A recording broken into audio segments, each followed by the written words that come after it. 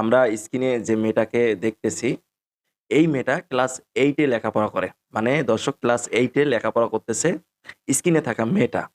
তো এই মেয়েটা কোচিং এ যায়।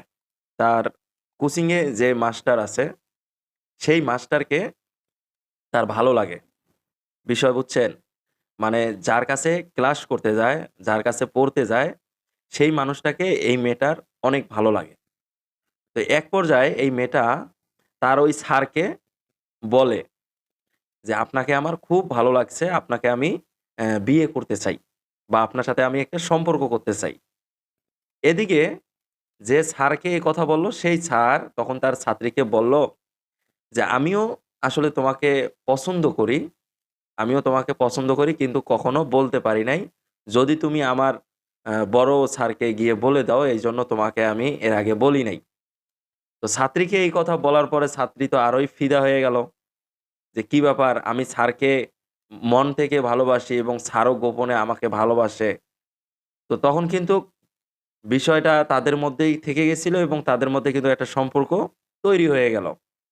তো এক পর্যায়ে ক্লাসে থাকা ছাত্র-ছাত্রী সবাই বিষয়টা জানতে পারে। তো বিষয়টা যখন ছাত্র-ছাত্রী সবাই জানতে পারে তো দেখা গেছে ক্লাসে বন্ধু-বান্ধব থাকে না? ক্লাসে বন্ধু-বান্ধব থাকে তো অনেকে আছে টিটকারি মারে। যে, "তুই শুভ স্যারের গার্লফ্রেন্ড।"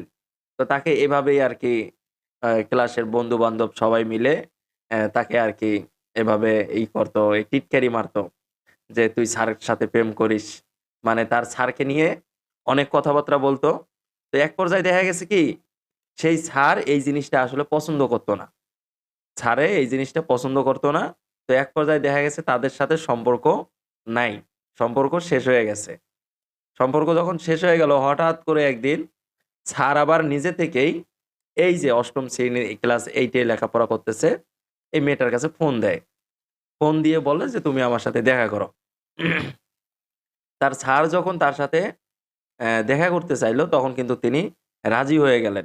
স্যার দেখা করতে চাইছে। বিষয়টা আসলে খুবই কিন্তু গুরুত্বপূর্ণ। তো স্যারের কথা মতো তিনি দেখা করার জন্য গেছে। দেখা করতে গিয়ে তাদের সাথে কিন্তু শারীরিক সম্পর্ক হয়। যেটাকে আমরা আসলে অবৈধ সম্পর্ক বলি এবং এই সম্পর্কটা খুবই খারাপ। খুবই খারাপ এই সম্পর্কটা। তো এক পর্যায়ে স্যারে যখন ডাকাডাকি করতো, স্যারের কাছে যাইতো, তো স্যার প্রতিনিয়ত তার সাথে আসলে শারীরিক সম্পর্ক করত।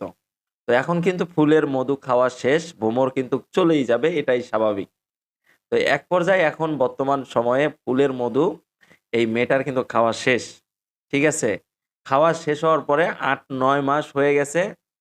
মেয়েটার বাড়িতে আত্মীয়স্বজন, মেয়েটার বাবা-মা কেউ কিন্তু এই বিষয়টা জানে না। তো বিষয়টা জানে না কেউই। এখন ৮-৯ মাস হয়ে গেল। এখন স্যার তো মধু খাওয়ার পরে এখন তো স্যার চলে গেছে। এই মধু আর ভালো লাগে না। এখন স্যার চলে গেছে। এখন স্যারের বাড়িতে গিয়ে বিয়ের দাবিতে অনশন করতেছে। এখন এই মেয়েটা স্যারের বাড়িতে গিয়ে বিয়ের দাবিতে অনশন করতেছে যে, ও যদি আমাকে বিয়েই না করে তাহলে বিয়ের কথা বলে আমার সাথে এতদিন এই যে শারীরিক সম্পর্ক করল, এগুলো কেন করল? বিভিন্ন সময় বিভিন্ন জায়গায় তারা চলে যাইত। বিভিন্ন জায়গায় গিয়ে তারা সময় কাটায় আসতো। মানে এরকমই একটা অবস্থা।